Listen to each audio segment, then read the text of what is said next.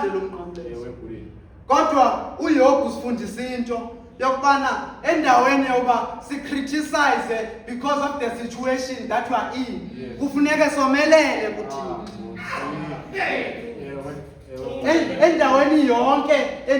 Endaweni zonke nizihambayo zizaba khona izilingo, kuba kaloku nithwele umnqamlezo. Bazaba khona abanithutshisayo, kuba kaloku into abangayifuniyo yilo mnqamlezo niwuthweleyo. Ndizothi namhlanje kodwa ekuthwaleni kwakho umnqamlezo ndicela into enye kuwe, thembeka kuThixo kuba ulahla lo mnqamlezo.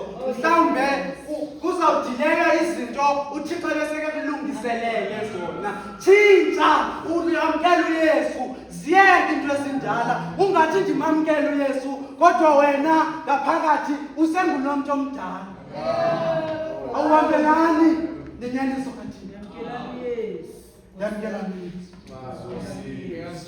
Kuba kaloku konvina siyakwazi ukuthetha ngomlomo sithi simamkele uYesu, kodwa ndithande into esithethe esigqiba ukusuka sithi badlule ezintweni zalandelelana kodwa bomelela kuYesu.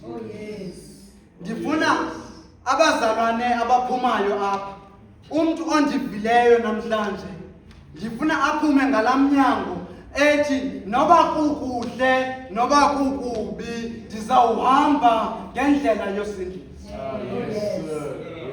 Ndizawuhamba ngendlela yosindisa. Kuyenzeka konvina xa ndizawuhlala phantsi abantu bakuthuthise, andikhathaleli noba bakuthuthisa phi konvina, noba ngathiwa bakuthuthisa kokwenu, noba ngathiwa bakuthuthisa emsebenzini, noba kuphi konvina, kodwa wena uzuthe ekuthutshisweni kwakho uthi Thixo ndincede, uncede naba bantu, utshintshe inhliziyo zabo balibone usindiso lukaThixo.